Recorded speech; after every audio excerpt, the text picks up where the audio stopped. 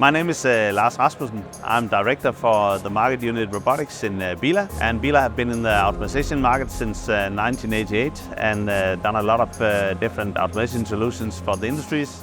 I'm standing here with the 2FD14 gripper, and it's a very good product for us because it's one system, zero complexity, and that is very great for us to attack the market because we got a lot of new opportunities with this product to cover more and more automation solution in the market. And in our partnership with OnRobot, we are developing solutions for machine tending, and with the new deploy solution and this gripper and our standard product for machine tending, we are looking so much forward to go to the market.